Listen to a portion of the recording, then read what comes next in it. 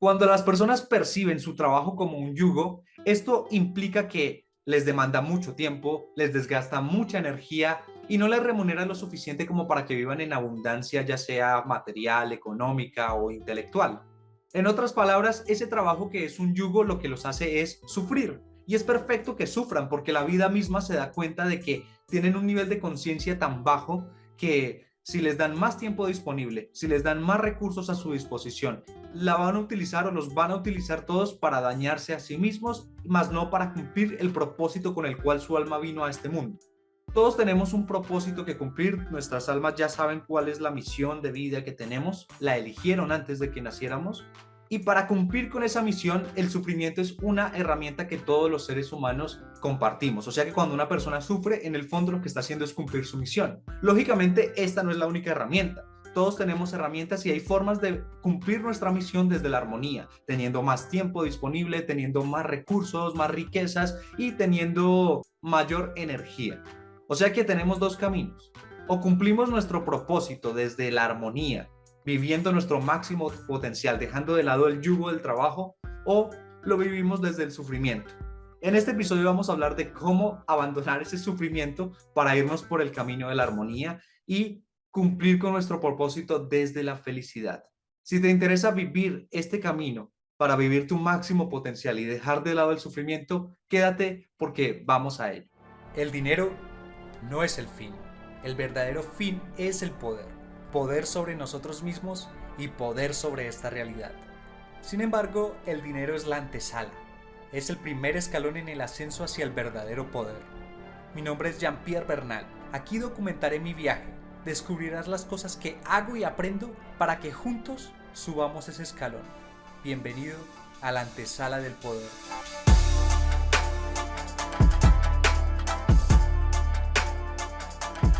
Bueno, poderoso, poderosa, bienvenido, bienvenida a este episodio número 372. Momento en que se publica este episodio es el día jueves 20 de octubre del año 2022.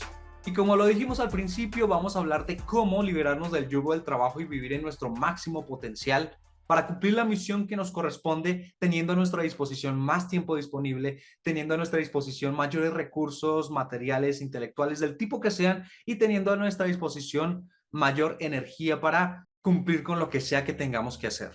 O sea, vamos a dejar de lado el sufrimiento. Y para ello, vamos a explicar los secretos de la Torá. Esta vez vamos a explicar la última porción de la Torá llamada Besot Averajá. Y me complace a mí hacer este episodio porque en el fondo no es la porción de la que más se habla. O sea, es muy raro encontrar verdadera información sobre los secretos de esta porción. Y la razón por la cual pasa esto es porque en el momento en que debería leerse esta porción cae el Shabbat de Sukkot. Y si bien se lee en Simchat Torah, que es la fiesta de la vuelta a la Torah, por decirlo así, de la alegría de la Torah, que es cuando ya cumplimos de leer todas las porciones de la Torah, no se lee más. Pero digamos que la festividad misma hace que la porción pierda importancia, no porque no tenga importancia, sino porque la fiesta o la festividad es más nombrada o más vivida. El hecho es que vamos a hablar de esta última porción que es donde Moshe le da la bendición al pueblo de Israel, le da la bendición a cada una de las tribus y también habla ya de la muerte. De hecho, aquí es donde se dice que no hubo otro profeta en Israel como Moshe. Pero bueno, podríamos hablar del resumen de la porción. Recordemos que esta porción la puedes encontrar en el libro de Deuteronomio capítulo 33 hasta el capítulo 34. O sea, mejor dicho, desde que inicia el capítulo 33 hasta que se termina la Torá. Así pues, pasemos de una vez a los secretos y comencemos con lo que nos dice el Zohar, porque aquí Moshe cuando está bendiciendo al pueblo de Israel lo llama Yesurum, no le dice Israel sino Yesurum. Y lo que nos dice el Zohar respecto a este nombre nuevo, por decirlo así, es que el Mashiach, el Mesías, cuando llegue le dará a Israel este nuevo nombre. O sea, el Mesías va a llamar a Israel Yesurum. Y lo que Yesurum significa es visión. Esta visión está muy relacionada al momento en el cual los israelitas, cuando se les entregó la Torá en el monte Sinaí, pudieron ver toda la majestad divina cuando bajó y descendió de la montaña. Y pues bueno, nosotros ya hicimos un episodio sobre Shavuot, por si quieres buscarlo. Ahí hablo de prácticamente una historia increíble respecto a lo que tuvo que experimentar el pueblo de Israel en ese momento. Mejor dicho, eran casi 3 millones de personas, por ejemplo, entre las cosas que tuvieron que experimentar. En medio de toda esa gran experiencia, porque la experiencia que ellos vivieron fue algo supranatural, murió 1 millón de personas que después revivieron. Las personas que de pronto estaban mutilados, les faltaba algo, estaban enfermos o estaban muy viejos, recuperaron la edad de su juventud, recuperaron los órganos que habían perdido, las extremidades perdidas. O sea, fue una experiencia totalmente supranatural. Y esto que ellos presenciaron es parte de esa visión. Pero en el fondo, cuando Israel se pasa a llamar Yesurum, es cuando todo el mundo aprenda a visionar. Y con visionar nos referimos a visualizar. Y eso de visualizar lo que quiere decir es meditar en los nombres de Dios. Si alguna vez has hecho alguna meditación cabalística, te puedes dar cuenta de que obviamente visualizamos unas letras hebreas respecto a un nombre divino que tiene su propio secreto, su propia explicación, que es bueno conocerla antes de hacer la meditación. Por eso si alguien te dirige una meditación y no te explica el nombre, pídele que te lo explique, porque no tendría sentido que medites en algo que no entiendes, porque no pueda tener efecto, puede que lo tenga, sino que queda muy coartado, corta mucho el efecto que podría llegar a ser. Y recordemos también que meditar es el uso de la imaginación de forma consciente, es el uso del poder de tu mente de forma consciente. Entonces, claro, en el momento en que todo el mundo aprenda a meditar en estos nombres de Dios, aprenda a visualizar de forma consciente, de forma controlada, en ese punto es que Israel pasa a ser Yeshurun. Y cuando Israel pasa a ser Yeshurun, con este aprendizaje de la meditación y demás, ese mismo aprendizaje va a generar el pegamento que unirá todas las almas del pueblo de Israel.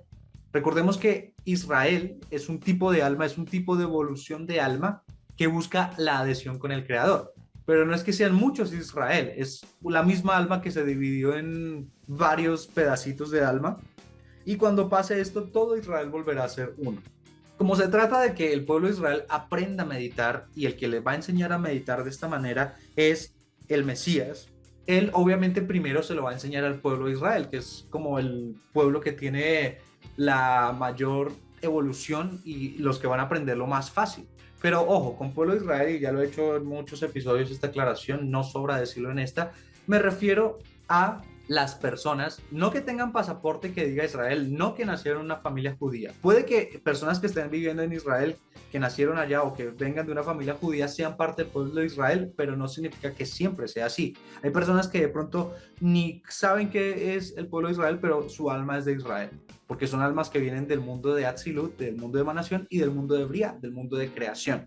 Entonces, cualquier persona que tenga este deseo de adhesión con el Creador, que seguramente es una persona que está escuchando este episodio, porque a una persona que no sea del pueblo de Israel no le interesa lo que yo estoy contando en este momento, es una persona que tiene este alma de Israel, y es a las cuales el Mesías le va a enseñar a meditar, para que se unan las almas de Israel otra vez en una. Y como el pueblo de Israel es llamado Or LaGoyim, o sea, la luz de las naciones, en el momento en que el pueblo de Israel aprende, las demás naciones aprenden. Y así como se unen las almas de Israel, también se van a unir las almas de los demás pueblos. Y como va a haber unidad, la enemistad va a desaparecer, va a haber paz en la tierra.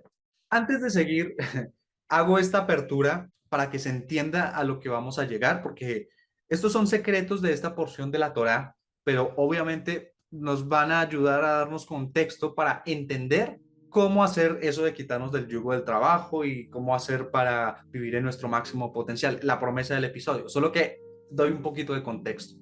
Como esta porción es Besoda Berajá y tiene que ver con las bendiciones y prácticamente parte de profecía que Moshe antes de morir le dio a cada una de las tribus de Israel y al pueblo de Israel. Esto es como cuando la vela se va a apagar. No sé si has visto una vela ya cuando está en sus últimas, que saca una llama más grande. Y esta llama más grande es esta gran bendición que da Moshe.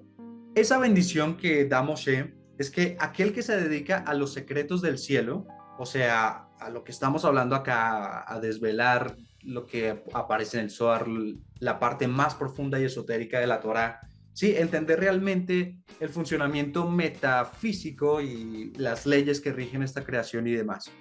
Cuando la persona se dedica a esos secretos del cielo, Dios le quita las obligaciones del trabajo y hace que le vengan facilidades económicas para vivir y así tenga tiempo de estudiar los secretos del cielo. O sea, cuando te dedicas a tu desarrollo espiritual, cuando te dedicas a escudriñar los secretos que tienen estos mundos superiores, obviamente aplicarlos en tu vida, porque no solo se trata de estudiarlos, sino realmente interiorizarlos en tu vida. En ese punto Dios te va a decir, bueno, ya no es necesario que esta persona esté sufriendo con el yugo de su trabajo, voy a alinearle las cosas de su vida respecto a que le lleguen más recursos, de que tenga más tiempo disponible para que pueda tener más tiempo y que siga escurriñando y que siga aplicando más estos secretos. Porque esta porción de Besoda Veraja lo que dice es que todo aquel que estudia los secretos del cielo, Dios lo libera del yugo del trabajo. Así de simple. Y hay gente que dice, no, pues yo hasta que tenga dinero ahí sí me dedico a la espiritualidad, pero no, es totalmente al revés. Porque me dedico a la espiritualidad es que Dios me ayuda para que no me falte. Y por eso hacía la aclaración, es aplicándolos, porque hay personas que son muy espirituales, que se la pasan estudiando, haciendo registros akáshicos, haciendo un montón de cosas espirituales, pero no tienen tanto tiempo libre, sus finanzas apestan, mejor dicho, pareciera que lo que yo estoy diciendo acá no se cumple. Y es porque estas personas lo único que hacen es aprender información, meterse conocimiento en la cabeza, pero no lo aplican a su vida. Y la espiritualidad tiene que ver con vivenciar, con experimentar lo que sea que yo esté diciendo. Y esto te lo digo por experiencia personal, porque no, para mí no fue sorpresa que antes de yo dedicarme ya de lleno o con más dedicación a los secretos del cielo, a mi espiritualidad, obviamente aplicándola a mi vida, antes de eso yo estaba trabajando de gerente en una empresa, por fuera de esa empresa estaba vendiendo cursos y a su vez estaba postulándome para un doctorado. O sea, yo no tenía tiempo, yo me levantaba a las 4 de la mañana, ahí le dedicaba como 2 horas a escribir el ensayo del doctorado, después me iba a trabajar en la empresa, de ahí ponle, desde las 8 hasta las 5 p.m. y de ahí salía a vender los cursos. No eran cursos que yo daba, eran cursos de otras personas, o sea que yo era prácticamente un vendedor que ganaba comisión. Y no tenía tiempo, pero aún no teniendo tiempo empecé a sacar tiempo para no solo estudiar, sino para aplicar las cosas que aprendí en mi poco tiempo de estudio que tenía de espiritualidad. Y conforme las aplicaba, la vida se empezaba a alinear para darme más y más tiempo, más y más recursos para que yo dejara de trabajar tanto en el mundo físico y empezar a trabajar más en el mundo metafísico. Y bueno, ya lo puedes evidenciar, hay 372 episodios en este podcast y para que una persona pueda publicar tanto es porque tiene cierta cantidad de tiempo para hacerlo. Los que me siguieron en el viaje saben que yo publiqué durante todo un año un episodio de podcast todos los días. Así que soy fiel testigo de que esto se cumple. Si tú estudias los secretos del cielo, si entiendes cómo funciona la creación y aplicas estos secretos espirituales que aprendes en tu vida, se te libera trabajo y te empiezan a llegar más recursos, tanto intelectuales como monetarios, en fin. Pero parte de esto.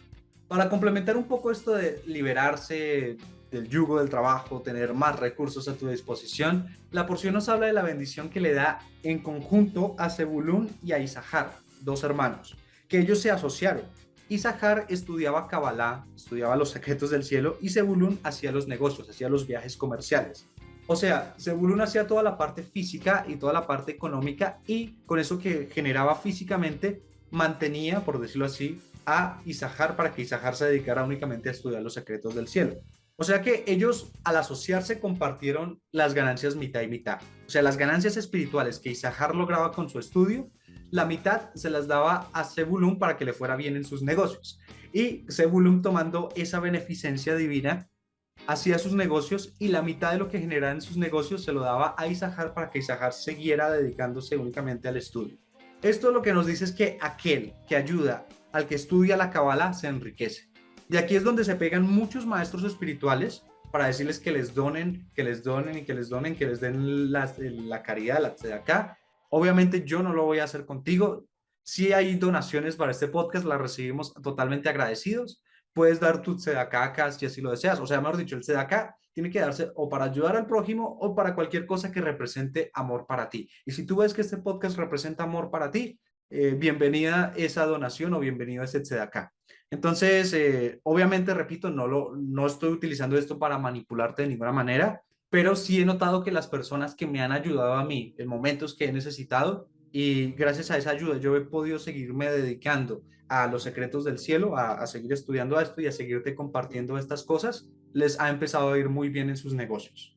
Ojo, con esto no estoy diciendo que si me donas te va a ir bien, no, para nada, simplemente que entiendes que hay un mérito por estudiar estas cosas y que la idea es que tú lo compartas con aquellos que de pronto no tienen el mismo llamado para estudiar espiritualidad, pero que te pueden colaborar a nivel físico realizando los trabajos físicos. O sea, las asociaciones en este caso son muy importantes. Pero bueno, siguiendo con la añadidura, porque hubo una añadidura a esta bendición que Moshe le puso a los hijos de Jacob, al pueblo de Israel, es que hay una benevolencia de Akadosh Baruj Hu, o sea, la benevolencia de Dios, que otorga en esa bendición o ata a la bendición anterior a la que discutimos de liberar trabajo, la providencia del Eterno. ¿Cómo así? Los hijos de Israel reciben la bendición de la providencia divina y esa providencia divina se trata o se refiere a que el karma astral no actúa sobre quien recibe la bendición. O sea que por eso es que se dice que el pueblo de Israel no tiene masal. Normalmente se traduce como el pueblo de Israel no tiene destino, pero masal también implica signos y se refiere a los signos del zodíaco, por decirlo así, a la influencia astral. Las personas que no tienen esta bendición, su influencia astral es rígida.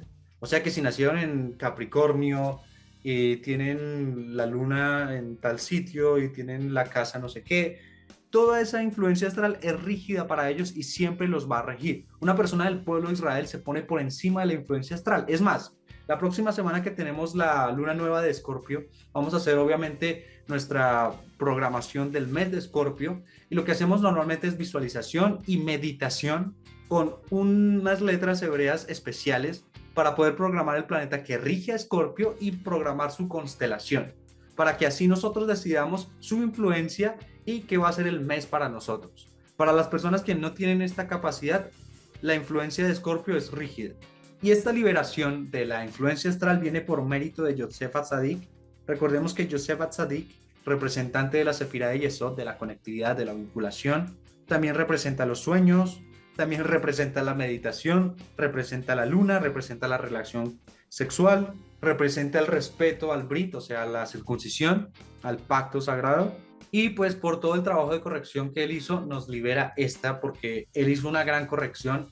Y de hecho es increíble la forma en la cual se ganó su título de justo. Solo él y Noé tienen el título de justos en la Torá, no porque los demás no sean justos, también lo son, sino porque solo a ellos dos la Torá los llama directamente justos. Y si bien no voy a hablar de esto porque ya hay un episodio en el cual contamos la historia, tiene que ver con su control a nivel sexual, que fue prácticamente irse en contra de lo que normalmente una persona, o sea, tuvo tal nivel de control sexual que ese mismo nivel de control sexual logró que se ganara este título.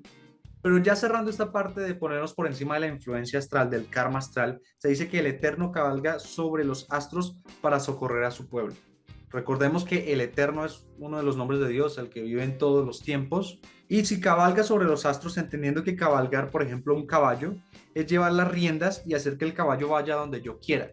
O sea que lo que nos dice esta providencia es que nosotros nos ponemos por encima de las influencias astrales y tomamos lo que nos sirve, lo que consideramos que nos sirve, e impedimos que nos afecte lo que no nos sirva, por ejemplo.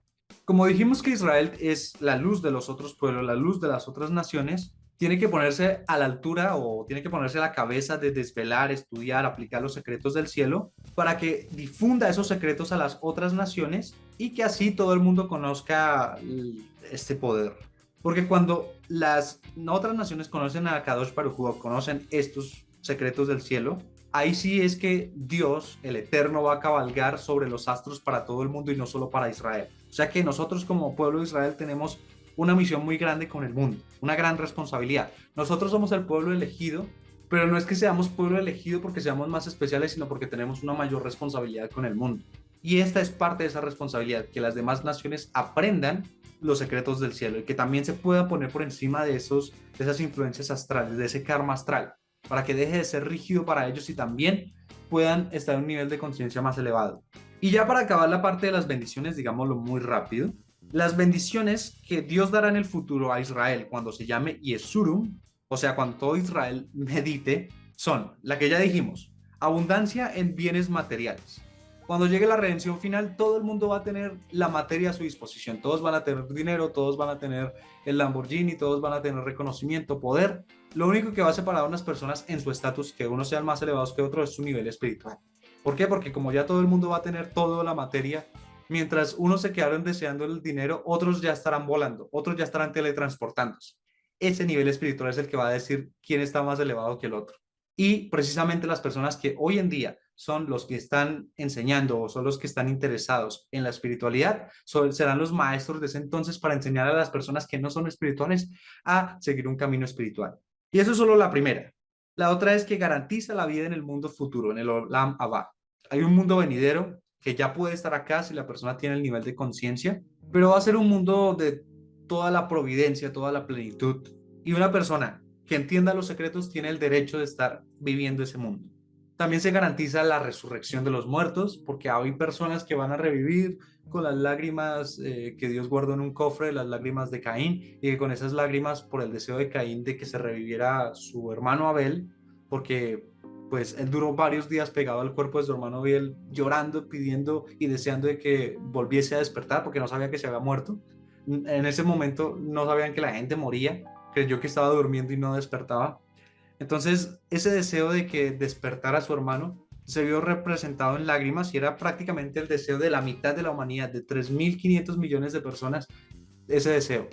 Y ese deseo, como es tan grande, Dios guardó esas lágrimas para después utilizarlas y revivir. Ya las utilizó en el monte Sinaí, en la entrega de la Torá, para revivir a este millón de personas que murieron, como también la va a utilizar para revivir las personas que tengan el mérito de estar en la redención final. Por último, garantiza la paz mesiánica, que era lo que decíamos, de que todas las almas se van a unir, no va a haber enemistad, o sea, va a haber una paz mundial. Ya podríamos hablar de que el Satán, o sea, el ángel de la muerte, desaparecerá, por lo mismo desaparecerá la muerte, y este ángel va a convertirse en el ángel de la Parnasá, o sea, en el ángel del sustento, y le va a devolver toda la luz que le quitó a las personas. Por eso es que vamos a vivir en una época supremamente abundante. Pero bueno, hasta ahora hemos hablado de que Dios le quita el yugo del trabajo y le da abundancia material, económica, intelectual a la persona que se dedica a estudiar espiritualidad, a estudiar los secretos del cielo, a estudiar los secretos del Zohar y a aplicarlos en su vida. Hasta ahora hemos dicho eso. Pero también quiero destacar otra cosa que es lo que también nos libera trabajo y lo que nos permite vivir nuestro máximo potencial, y es entender de que Moshe escribió todo el libro de Deuteronomio, fueron sus palabras. Los 4 anteriores libros de la Torá, o sea, Génesis, Bereshit, Éxodo, Shemot, Levítico y Números, esos 4 libros fueron escritos por inspiración divina. O sea, prácticamente era como si Dios le estuviera susurrando en el oído y Moshe simplemente escribiera. Pero este libro de Deuteronomio sí fueron las propias palabras de Moshe, y aquí se nota una gran elocuencia. Y esto lo resalto porque si recordamos el momento en que Dios se le aparece en la zarza ardiente para hablar con Moshe, Moshe le dice, pero es que yo no tengo elocuencia para hablar, yo no soy bueno hablando. Y por eso es que Dios le pone a su lado a Aarón, para que hable por él, porque pues Moshe no tenía esa capacidad de hablar al principio. Sin embargo, uno ve la elocuencia que logró Moshe. En el libro de Deuteronomio uno dice, ¿cómo fue que Moshe, siendo una persona que no era el más hablador, se convirtió en el profeta más elevado y más elocuente? Y eso tiene que ver con un grado de corrección. Todas las personas venimos aquí con una corrección por hacer, y ese es el propósito y la misión. Y como es corrección, nuestra alma eligió todas las condiciones que se las facilitó el ángel de la muerte. No voy a entrar en esa explicación, que era fácil. Básicamente, tú que vienes a trabajar X, listo, esta vida que te ofrezco o estas vidas disponibles, en la opción 1, por decirlo así, vas a tener todo en contra. O sea, tus tendencias naturales, todas tus situaciones van a ser que sea totalmente opuesto a lo que tienes que hacer. La persona que iba a hacer el papel de Moshe tenía que ser alguien que hablara mucho, y eligieron a Moshe, que era una persona que no hablaba mucho, que no tenía esa elocuencia. Y Moshe logró la corrección y convertirse en una persona elocuente a pesar de que no era su naturaleza.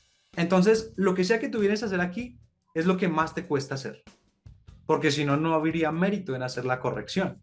De hecho, te comparto algo muy rápido mío para que veas que todo lo que yo explico acá es algo que yo he aplicado. Yo no soy de forma natural una persona muy familiar. La verdad, soy una persona que le gusta más bien estar solo, en su casa, estudiando, alejado, apartado del mundo, y no siento soledad. Me encanta estar solo. Me encanta estar en mi espacio personal. Y yo soy de los que, si hay una reunión familiar, si tengo un trabajo, yo no voy a cambiar mi trabajo por una reunión familiar. O sea, no me interesa ser familiar. Y haciendo un montón de análisis, y esto fue algo reciente, me di cuenta de que mi corrección era ser familiar. Obviamente hay una implicación mayor detrás de todo, que no voy a comentar acá porque si no nos extendemos, pero me doy cuenta de que me eligen a mí para hacer esta corrección en mi familia. Yo soy la persona más espiritual de mi familia, por consiguiente tengo mayor nivel de responsabilidad sobre lo que pasa en mi árbol familiar. me doy cuenta que yo soy la persona encargada de unir a la familia. Y eligen del árbol familiar a la persona menos familiar, porque a mí me cuesta hacer eso. Pero cuando entiendo el por qué es, y si yo logro esa corrección, hay un súper mérito.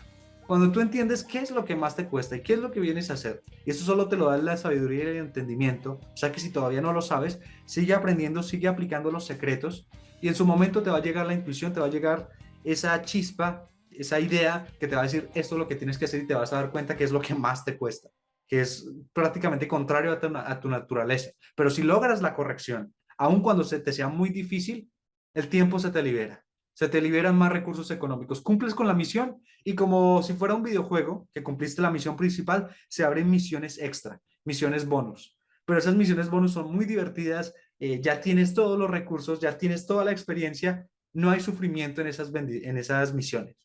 Ahora, si tú, pues, digamos en mi caso, si yo detecto esto y yo no me tomo el trabajo, la vida me va a poner a sufrir. Y de pronto, no sé, me enferma a mí horriblemente para que toda mi familia me empiece a visitar y en torno a mi enfermedad todos se reúnen. Pero yo tengo que sufrir para lograr esa corrección. Como yo soy consciente de eso y no quiero sufrir y tengo la capacidad para hacer este trabajo sin sufrir, pues hago mi corrección. Así como Moshe, que no era una persona habladora, se convirtió en alguien elocuente. Yo, al no ser una persona familiar, si hago el trabajo y me convierto en una persona muy familiar. Esa es la corrección. Y cada uno tiene su corrección, algunos más elevadas que otras, pero todas son perfectas porque en el fondo todas son la misma luz. Y solo haciendo ese trabajo es que ahí sí puedes aspirar a lo que sea extra. Entonces, esa es mi invitación y de lo que podemos aprender a Moshe, sobre todo que en esta porción de la Torá hablamos de su muerte. Se menciona como 10 veces que va a morir, pero en esta por fin ya es enterrado por Dios en un sitio de Moab que nadie sabe dónde es. Y el que lo enterró fue el mismísimo Dios, porque Moshe y Dios eran íntimos. Y cada vez que ellos se comunicaban, Moshe entraba en contacto profético con Dios. Y por eso es que Moshe fue el único capaz de ver la cara de Dios. Tuvo el mérito, porque a Moshe no le interesaba ver la cara de Dios. De hecho, se decía que era el hombre más humilde de todos y fue por esa misma humildad que él tuvo el mérito de ver la cara de Dios. Lo que en otras palabras significa que vio la bondad de Dios. De hecho, esta corrección de hablar no fue la única que hizo Moshe. Ya hay un episodio hace mucho en el cual si un rey que logró leer las facciones de la cara de Moshe se dio cuenta de que Moshe en su tendencia natural era una persona muy problemática, mentiroso y demás. Entonces Moshe no solo hizo esa corrección, sino otras. Por ejemplo, Moshe tenía tendencias a decir mentiras, a ser una persona mentirosa, pero él corrigió eso siempre diciendo la verdad. Y su gran corrección fue la que hizo que él fuera íntimo con Dios. De hecho, el nivel de profecía que alcanzó Moshe, que fue el profeta más elevado del pueblo de Israel, era tan alto que podía hacer milagros incluso en frente de sus enemigos, cosa que no podía hacer Bilam, que también era un profeta de las naciones, que estaba al nivel de Moshe, pero Bilam no tenía la capacidad de hacer milagros frente a sus enemigos. Obviamente, ya cerrando este tema, lo que define al profeta auténtico no es su capacidad de hacer milagros. O sea, aunque Moshe hacía milagros, no era eso lo que lo convertía en profeta auténtico, sino su capacidad de revelar los secretos del cielo, de revelar los secretos profundos de la creación, que fue lo que Moshe hizo en el monte Sinaí al precipitar la Torá para la humanidad. O sea que es la sabiduría, el conocimiento, lo que autentifica al verdadero profeta. Porque el conocimiento que comparte el profeta lo que hace es eliminar las dudas que hay dentro del pueblo de Israel. Cuando uno escucha al profeta, a uno se le deben despejar todas las dudas, porque prácticamente uno está escuchando lo que Dios mismo le dijo a esa persona, y el profeta comunica las palabras de Dios. Por eso muchas partes de la Torah dicen como, y Dios le habló a Moshe diciendo que le dijera al pueblo de Israel tal cosa. O sea que es la sabiduría la que define el profeta. El nivel de profecía es sabiduría, porque de hecho el alma del profeta es el nivel de alma Haya, y ese nivel está relacionado con Atzilut, que es el mundo de emanación, y también Jokma, la sabiduría. Eso es lo que define al profeta. No son los milagros, porque los milagros se pueden malinterpretar como magia y como brujería por la gente que de pronto no tiene el conocimiento. Y eso puede llegar después a tergiversar o malinterpretar las cosas, así como también puede llevar a que la gente caiga en idolatría. Por eso es que lo que define al profeta es su nivel de sabiduría. Con esto concluimos la última porción de la Torá y me alegra mucho porque, como te dije en un punto, No hay muchas personas que hablen sobre esta porción y me alegra compartir estos secretos contigo. De hecho, en este podcast ya están casi todas las porciones de la Torá secretos que he compartido. De hecho, nos faltan como 2 o 3 porciones más y completamos todas las porciones de la Torá. Una vez complete las porciones que hagan falta, paro de hacer este formato, porque siendo honesto contigo, me siento estancado en este formato y quiero darte algo mucho más evolucionado. Este formato, este podcast tiene que evolucionar, así que lo que le pido al Eterno en tu presencia, tú como testigo oyente, es que me dé la sabiduría o me dé la inspiración divina para saber de qué forma entregar un contenido más evolucionado, para que tú puedas recibir mayor y mayor valor. Así que bueno, vamos a estar unos episodios más, revelando más secretos de la Torá. Por lo pronto, ya para irnos, 3 cosas muy rápidas. La primera es que si consideras que estos secretos que escuchaste en este episodio deban ser escuchados por más personas para que se liberen de su yugo, para que puedan vivir en su máximo potencial, compárteles este episodio. Si gustas apoyar el podcast, pues comparte el enlace, recomienda el podcast. Si no, pues simplemente con tus propias palabras, con tu propio ejemplo, comparte esta información. La idea es que les llegue a ellos y se beneficien, y pues qué mejor si lo haces tú mismo con tus palabras, porque al hacerlo por el otro vas a entender que vas a llegar a un nivel de entendimiento superior. Lo segundo que te quiero decir es que este podcast, La Antesala del Poder, tiene una comunidad de personas que ya están liberándose del yugo de su trabajo, que ya están viviendo el potencial de sus vidas o se están acercando a ello. Así que si tú eres así o deseas ser así, este es el sitio para ti. Para pertenecer a la comunidad, hay 2 enlaces en la descripción de este episodio, uno sea un grupo de WhatsApp, otro sea un canal de Telegram. En ambos estamos forjando la comunidad. Te puedes unir a ambos o te puedes unir al que te quede más cómodo. Si por alguna razón decides no hacer parte, no te preocupes, eso no te vuelve esclavo, eso no te vuelve nada malo. Al contrario, espero de que lo que hayas aprendido en este episodio sea de gran valor para ti, y no me restaría más que decirte la tercera cosa, que es invitarte a escuchar los episodios que ya están publicados. Sin más por agregar, que la vida se vuelva cada vez más y más fácil para ti. Te agradezco mucho por haber escuchado este episodio. Bendigo tu camino. Te invito a revisar los episodios que ya están publicados y te invito a compartirlos por si consideras que esto es bastante interesante para que otras personas también se enteren. En la descripción de este episodio vas a encontrar enlaces para la comunidad del podcast, así puedes hacer parte de ella, y también enlaces con los cuales puedes contactarme, ya sea que tengas una propuesta, un negocio o lo que sea. Sin más por decir, gracias poderoso, nos vemos en un próximo episodio.